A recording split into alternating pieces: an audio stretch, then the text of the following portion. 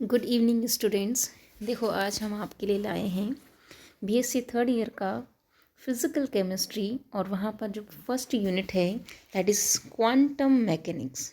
अब ये क्वांटम यांत्रिकी क्या होता है, ये सबसे यूँ मान के चलो कि बच्चे सबसे ज़्यादा इसी ही यूनिट से डरते हैं, बट ये कुछ भी नहीं है। बहुत ही अगर इसे ध्यान से पढ़ें, वैसे तो इजी नहीं है, इतना इजी भी नहीं है केमिस्ट्री, पर फिर भी इसे थोड़ा समझ समझ के हम पढ़ते हैं, थोड़ा सा ध्यान लगा के पढ़ते हैं तो ये बहुत ही इंटरेस्टिंग यूनिट है, बहुत ही अच्छी यूनिट है। ठीक है, तो आज मैं क्वांटम केमिस्ट्री का फर्स्ट जो है लेसन ये आपके लिए लेकर आई हूँ। उम्मीद करती हूँ कि आपको ये बेहद पसंद आएगा। चलो स्टार्ट करते हैं। देखो, क्वांटम यांत्रिकी शब्द पर गौर करें बच्चों। क्वांटम यांत्रिकी, देखो हम सबसे पहले यांत्रिकी शब्द को थोड़ा सा समझेंगे। यांत्रिकी क्या है? मैकेनिक्स। तो आपने सुना होगा, पदार्थ का नाम सुना होगा। पदार्थ के अंदर कुछ छोटी छोटी चीज़ें होती हैं जो मूवमेंट करती रहती हैं। ठीक है, हर चीज़ मूवमेंट करती है, लेकिन कोई चीज़ हमें दिखती है और कोई चीज़ हमें नहीं दिखती, लेकिन हर चीज़ के अंदर मूवमेंट तो होता ही है। चलो, अब यांत्रिकी शब्द जो है पदार्थ के गतिकीय गुणों से संबंधित जो विज्ञान होता है उसे हम क्वांटम यांत्रिकी के नाम से जानते हैं।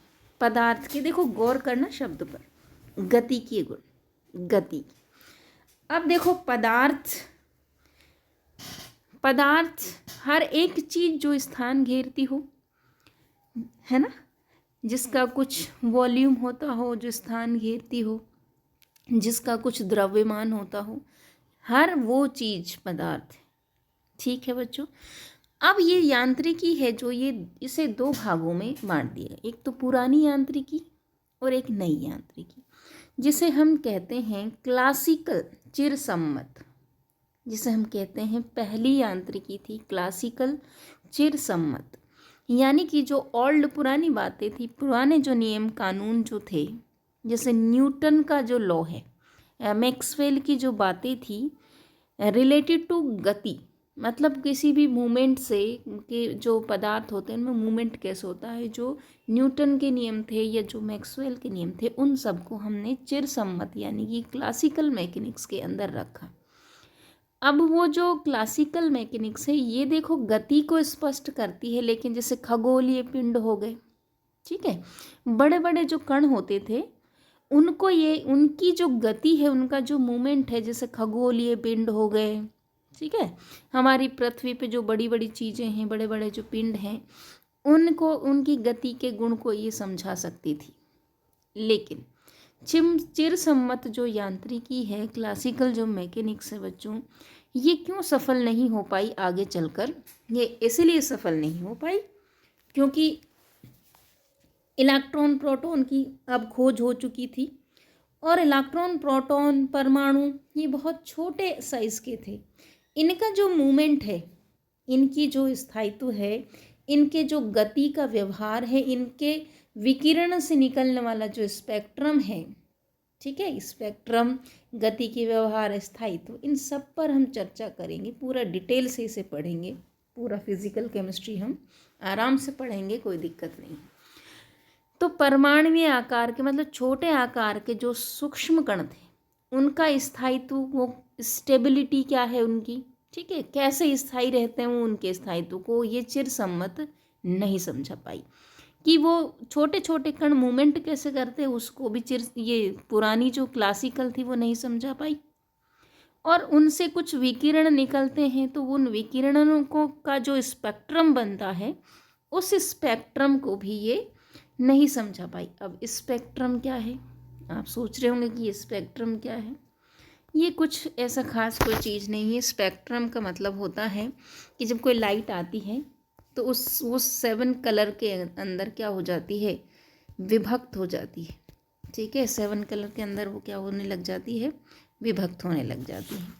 जैसे ही वो विभक्त होती है तो उसमें से 7 जो डिफरेंट डिफरेंट कलर का जो वो बनता है, एक डिज़ाइन जो बनता है ब्लू विबग्योर वाला, वो कहलाता है स्पेक्ट्रम। ठीक है, तो उनसे एक विकिरण जो निकलती थी, किरणें जो निकलती थी, उनका कुछ स्पेक्ट्रम बनता था, उसको भी ये क्लासिकल मैकेनिक्स नहीं समझा पाई।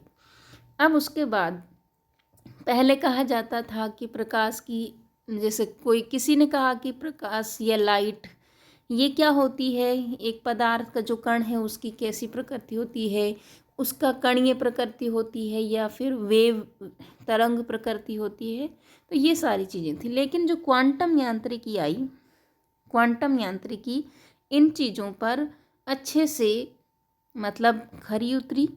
अब ये खरी उतरने के बाद क्या है कि भाई ये छोटे छोटे अणु जैसे इलेक्ट्रॉन प्रोटॉन ये कैसे मूवमेंट करते हैं, इन सब को समझाने की ये कोशिश कर रही है। ठीक है, तो गणितीय विवरण देखो, मैकेनिक्स मतलब किसी भी कण की गति के मूवमेंट को अगर गणितीय विवरण हम दे दें, ठीक है, किसी भी चीज़ का गणितीय विवरण अगर हमें देना है, तो यहाँ हम किसकी कर रहे थे, प्रकृति को समझने की कोशिश कर रहे हैं, किसी भी कण की, प्रकाश की प्रकृति और इन सब चीज़ों को हम समझने की कोशिश कर रहे हैं, तो इसको गणितीय रूप में विवरण इनका देना, ये क्या कहलाता है, क्वांटम मैकेनिक्स के अंतर्गत आता है। मतलब सारी चीज़ों को हम शब्दों में ना लिखकर गणितीय इक्वेशंस में इस चीज़ को हम लिखेंगे, जो जो बात हमारी समझ में आ रही है।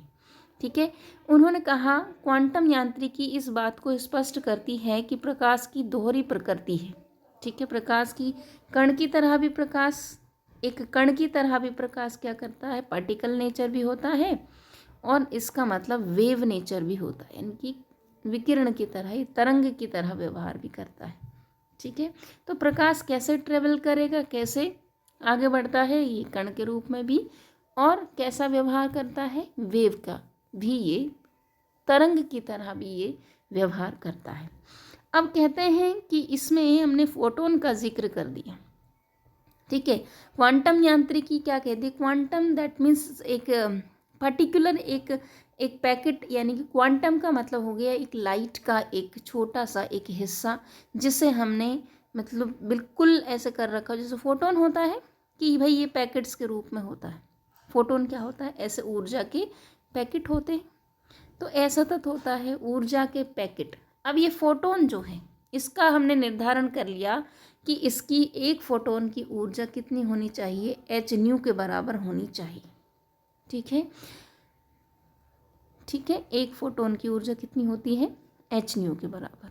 जब हम इसे सॉल्व करते हैं बच्चों, तो क्या होता है, हमें डायरेक्टली इतना मान मिल जाता है। एच क्या है यहाँ पर, प्लांक कांस्टेंट है, प्लांक साइंटिस्ट थे जिन्होंने इस पर काफ़ी स्टडी की थी, तो उसका कांस्टेंट ये निर्धारित कर रखा है।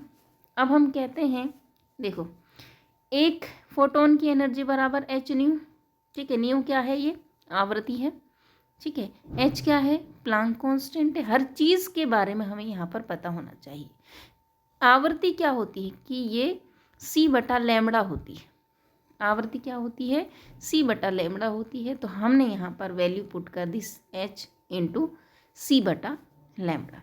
अब सी क्या है, सी है प्रकाश का वेग।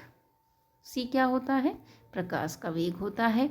और लैम्बडा क्या है, वेव की लेंथ। देखो ये ऐसे वेव जा रही है, ठीक है, ऐसे वेव जा रही है। तो दो उच्चिष्ट के बीच की दूरी या दो निम्निष्ट के बीच की दूरी। ठीक है, ऊपर हुई उठी हुई लोब को तो उच्चिष्ट कह दिया, नीचे जो ये हैं इनको हमने कह दिया गर्त, नीचे। ठीक है, या तो इसके बीच की दूरी को माप लो, या इसके बीच तो एक लैम्बडा यानी कि वेव की लेंथ, ये एक वेव बन जाती है। ठीक है बेटा, ये एक वेव बन जाती है। तो इस वेव की जो लेंथ है उसको हम कहते हैं, रिप्रेजेंट करते हैं लैम्बडा, यानी कि तरंग दैर्ध्य। ठीक है, तरंग दैर्ध्य या तरंग दैर्ध्य इसको कहा जाता है। प्रकाश का वेग आपको पता होगा 3 × 10⁸ मीटर पर सेकेंड होता है। और गणितीय विवरण क्वांटम केमिस्ट्री के अंदर मूवमेंट का, किसी भी पदार्थ का जो मूवमेंट होता है उसका गणितीय विवरण देना, क्वांटम यांत्रिकी के अंदर हम इन सब बातों को गणित में ही लिखेंगे। मतलब जो जो चीज़ें हमने किसी भी पदार्थ के बारे में समझी उन्हें हम इक्वेशंस और गणितीय रूप में लिखेंगे। चलो ठीक है, अब सबसे पहला जो टॉपिक आता है वो होता है ब्लैक बॉडी, दैट इज कृष्णिका। प्रकाश को अगर हम किसी सरफेस पर डालते हैं तो उस प्रकाश का कुछ भाग तो मतलब एब्जॉर्ब कर लिया जाएगा, अवशोषित कर लिया जाएगा, कुछ भाग ट्रांसमिटेड मतलब स्थानांतरित कर दिया जाए, कुछ वापस रिफ्लेक्ट हो जाता है। तो कहने का अर्थ यह है कि जो प्रकाश होता है वो रिफ्लेक्ट हो सकता है, ट्रांसमिटेड हो सकता है और उत्सर्जित हो सकता है। 4-5 पार्ट्स में वो बढ़ जाता है। लेकिन अगर एक ऐसी काल्पनिक एक पिंड बनाया जाए, काल्पनिक क्यों कह रही हूँ, क्योंकि हकीकत में ऐसी कोई चीज़ होती नहीं है, हम उसे कल्पनाओं में ही आदर्श हमारा मान सकते हैं। ठीक है, कि अगर वो ऐसी चीज़ होती, कल्पना करो कि ऐसी चीज़ कोई है तो उसके लिए वो मान इतना होगा, तो हम उसके अकॉर्डिंग उन मानों को रख कर और फिर उस चीज़ को करते हैं। ठीक है। अब ब्लैक बॉडी, ब्लैक बॉडी का मतलब है बिल्कुल काली बॉडी, एक पिंड है, गोला है, काला कलर का, और इसे कृष्ण कैसा होता था, काला, तो इसलिए इसे कृष्णिका, काले रंग की एक बॉडी कह दी। हिंदी में क्या कहते हैं, कृष्णिका, इंग्लिश में कहते हैं ब्लैक बॉडी। तो ब्लैक बॉडी का मतलब तो आपको समझ में आ गया होगा, ये काले कलर का पिंड। देखो ये कुछ फेरे वैज्ञानिक थे, उन्होंने कोशिश की थी कि ये जो है ब्लैक बॉडी बनाने की, कि ऐसा पिंड बनाने की, पिंड बनाया उन्होंने और कहा कि अलग अंदर से तो इस ये दोहरी लेयर है ना इस तरह की, और यहाँ ये अपर्चर है, इसमें से किरण आएगी, आपतित किरण, अपर्चर यानी कि ये होल है। अपर्चर का मतलब है जितना ज़्यादा ये खुलेगा उतना प्रकाश कम या ज़्यादा हम इसमें डाल सकते हैं। ठीक है, ये ऊपर की दोहरी डबल वॉल्ड स्फेयर है, ये पूरा स्फेयर मतलब गोला, ये आपतित किरण है। यहाँ पर मैं अगर इससे समझाऊँ आपको, अंदर से ये जो सतह है काला ब्लैक लैंप ब्लैक से ये परत से यहाँ से अंदर से कोटिंग कर दी जाती, परत चढ़ाई जाती है इसके ऊपर। ठीक है, ताकि ये बिल्कुल काली हो जाए परत। अब ये surface coated with lamp black, यानी कि यहाँ पर एक त्रिको ऐसा शंकु के टाइप का एक चीज़ बनी हुई होती है, जैसे शंकु प्रोजेक्शन कहा जाता है। ठीक है, तो ये क्या है, एक बिल्कुल काली चीज़ है, काली, काले कलर का ये राख होती है, ब्लैंक लैंप ब्लैक जो होती है एक तरह की, बिल्कुल जिसके कहते हैं कालिक, वही है ब्लैक कलर समझो। तो हम ये कहते हैं कि कृष्णिका एक ऐसा, यहाँ देखो, कृष्णिका एक ऐसी काल्पनिक पिंड को कहा जाता है जो समान रूप से विकिरणों के समस्त तरंग दैर्घ्य को अवशोषित अथवा उत्सर्जित करता है। समान रूप से मतलब जितना इसने अवशोषित किया है प्रकाश, जितना इसने प्रकाश अवशोषित किया है उतना ही ये उसको उत्सर्जित कर देगा। एक ब्लैक बॉडी का यह गुण होता है। ठीक है, जितना ही प्रकाश लेता है उतना ही उसे उत्सर्जित भी कर देता है। ठीक है, अब जब ये प्रकाश को उत्सर्जित करता है तो इससे कुछ किरणें बाहर निकलती हैं जिन्हें ब्लैक बॉडी रेडिएशन या कृष्णिका विकिरण के नाम से जाना जाता है। ठीक है, जिसे कृष्णिका विकिरण के नाम से जाना जाता है। अब देखो, अर्थात एक कृष्णिका, मैं पढ़ रही हूँ, अर्थात एक कृष्णिका समस्त आपतित विकिरणों को अवशोषित कर लेता है, अतः एक कृष्णिका सर्वोत्तम अवशोषक भी होता है, अंडरलाइन कर इस बात को, के साथ साथ सर्वोत्तम उत्सर्जक भी होता है। इसके लिए अवशोषणांक का जो मान है वो क्या होता है, इकाई, यूनिटी या 1। इकाई का मतलब एक, यूनिटी का मतलब भी एक होता है। तो जो भी आप समझें वो आप समझ सकते हैं। क्यों, क्योंकि देखो, क्योंकि जितना ये एब्जॉर्ब करेगा, ए बराबर इमिट, इमिट कहते हैं ए बराबर ई, तो ए बटा ई, यानी कि जितना एब्जॉर्ब किया उतना ही इसने इमिट कर दिया, तो बराबर वैल्यू आएगी 1। ठीक है, बराबर वैल्यू क्या आती है, 1। इस तरह से हम इसे क्या करते हैं, डिफाइन करते हैं। इस तरह से हम इसे डिफाइन करते हैं। ब्लैक बॉडी, ये ब्लैक बॉडी है, ये इस तरह की होती है। इसके बारे में मैंने कुछ डेफिनेशन यहाँ पर कुछ कमेंट लिखा हुआ है, इसे आप नोट कर ले कॉपी में। इससे ज़्यादा पेपर में वो नहीं पूछेगा, जितना मटेरियल मैं आपको करा रही हूँ ये सफिशिएंट होगा आपके बीएससी थर्ड ईयर के। यहाँ से सारे क्वेश्चंस आपको मिल जाएंगे जितने भी हैं। तो देखो, विकिरणों को अवशोषित कर लेता है तो कृष्णिका सर्वोत्तम अवशोषक होने के साथ साथ सर्वोत्तम उत्सर्जक भी होता है। इस तरह से आप इसकी डेफिनेशन लिखें, जैसे मैंने फुल नोट बना रखे हैं आपके लिए, और नोट्स के अकॉर्डिंग मैं इसीलिए पढ़ा रही हूँ ताकि इसको समझाने में आपको दिक्कत ना हो, सारा मटेरियल आपको मिल जाए। अब बोर्ड पे पढ़ाने से ये हो जाता है कि बहुत सारी चीज़ें वहाँ पर नोट्स में नहीं मिल पाती, वहाँ समझा ज़्यादा सकती हूँ मैं, लेकिन नोट्स फिर आपको नोट्स की ज़्यादा ज़रूरत पड़ती है, इस वजह से मैं नोट्स का यूज़ यहाँ कर रही हूँ। ठीक है, अब देखो, किसी पिंड द्वारा आपतित किरणों का जो भाग अवशोषित किया जाता है उसे क्या कहा जाता है? अवशोषकता। ठीक है, वो कितना होता है? किसी कृष्णिका के लिए 1 होता है। चाहे तो इसे किसी और चीज़ से रिप्रेजेंट कर दो, चाहे लैम्बडा से कर दो। किसी किसी बुक में लैम्बडा से कर रखा है, किसी किसी बुक में किसी और साइन से भी कर रखा है। तो अवशोषकता का मान कृष्णिका के लिए कितना होता है? 1 होता है। अतः कृष्णिका वह सतह या पृष्ठ होती है, कृष्णिका वह सतह या पृष्ठ होती है जिसका अवशोषांक कितना होता है? 1। तो मेन चीज़ों को इस तरह से अंडरलाइन करते हुए आपको चलना है। फिर इसी के पर आधारित ये चीज़ किसी पिंड की सतह के इकाई क्षेत्रफल से, इकाई समय में किसी क्षेत्रफल से, किसी पिंड की सतह से इकाई क्षेत्रफल से इकाई समय में जितनी भी उत्सर्जित कुल ऊर्जा है वो संपूर्ण ऊर्जा क्षमता कहलाती है, ऊर्जा की उत्सर्जन क्षमता कहलाती है। बात समझ में आ गई? चलो, वेरी गुड, आगे देखते हैं। अब इसी पे आधारित किरचॉफ भाई साहब ने एक नियम दिया। उसने कहा कि दिए गए ताप पर, मतलब जो भी कोई ताप हो उस पर, दिए गए ताप पर समस्त पिंडों की उत्सर्जन क्षमता और अवशोषकता का जो अनुपात है वो स्थिर रहता है। वही अभी हमने थोड़ी देर पहले कहा, A/E बराबर 1। तो 1 का मतलब ये कांस्टेंट रहेगा। अब हमने यहाँ A मान लिया, इन्होंने यहाँ E मान रखा है, इमिशन यहाँ इन्होंने यहाँ लैम्बडा मान रखा है, तो कोई बात नहीं, हम लैम्बडा से भी काम चला लेंगे। तो ये तो कृष्णिका के लिए है और ये किसी अदर पिंड के लिए है।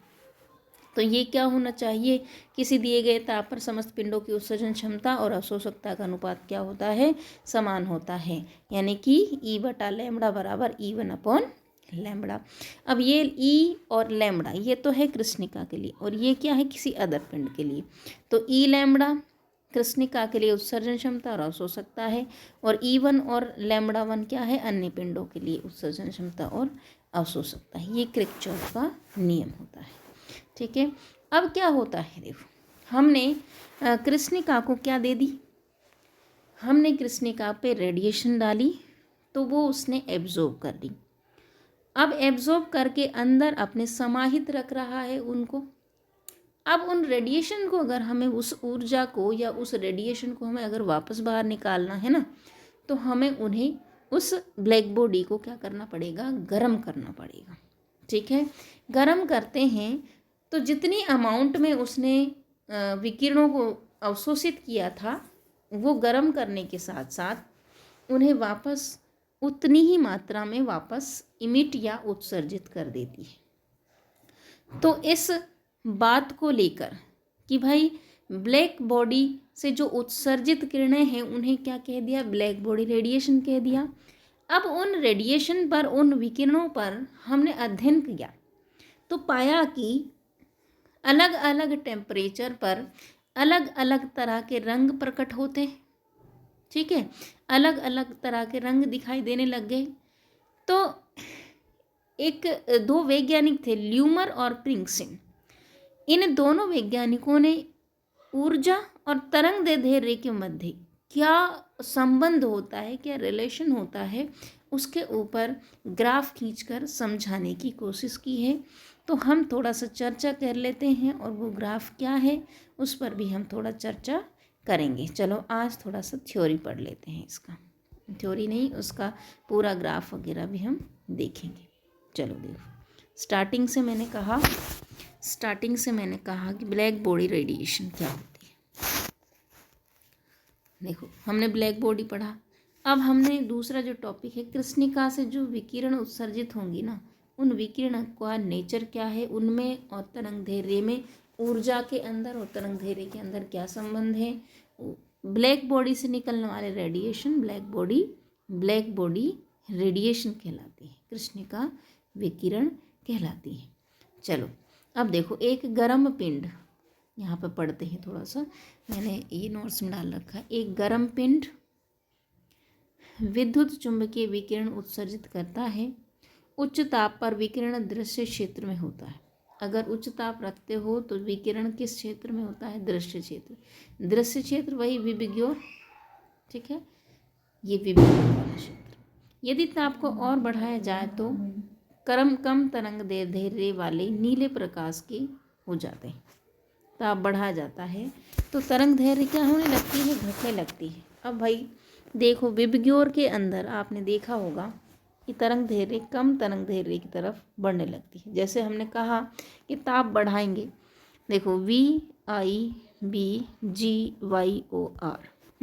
विबग्योर। विबग्योर में 7 कलर हैं। रेड कलर की तरंग दैर्ध्य सबसे ज़्यादा होती है और एनर्जी सबसे कम होती है। तो वॉयलेट कलर जो आपका होगा, वॉयलेट कलर जो है आपका, वो वॉयलेट कलर सबसे ज़्यादा एनर्जी रखता है। तो हमने कहा कि ये ब्लू है ना, नीला, ये इंडिगो और ये वॉयलेट, तो ये इधर की तरफ शिफ्ट होने लग रहा है, ठीक है। एनर्जी बढ़ रही है। एनर्जी जैसे जैसे बढ़ रही है, तरंग दैर्ध्य क्या हो रही है? घट रही है। यही रिलेशन होता है। तरंग दैर्ध्य ज़्यादा, एनर्जी कम। एनर्जी ज़्यादा तो तरंग दैर्ध्य छोटी, यानी कि वेवलेंथ क्या हो जाती है? छोटी।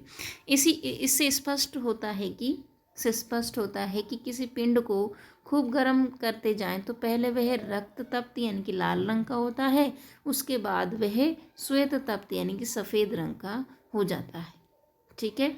मतलब पहले लाल, मतलब दृश्य क्षेत्र में, फिर ज़्यादा गर्म करते जा रहे हैं, एनर्जी बढ़ती जा रही है और वो किधर की तरफ शिफ्ट हो रहा है? अधिक एनर्जी की तरफ शिफ्ट हो रहा है। तरंग दैर्ध्य उसकी छोटी होती जा रही है। ये इनमें तो फिर ल्यूमर और प्रिंगसिम ने इसी रिलेशन को समझाने की कोशिश की और ग्राफ खींचा। ऊर्जा और तरंग दैर्ध्य के मध्य क्या संबंध होता है, किस तरह से ये रिलेशन में रहते हैं आपस में, ऊर्जा घटने या बढ़ने पर, ताप बढ़ने या घटने पर, तरंग दैर्ध्य पर क्या इफ़ेक्ट पड़ता है, ये सारी चीज़ें हमें देखनी है। चलो, so thank you so much. अगली वीडियो में कल आपको देती हूँ। Okay, thank you so much.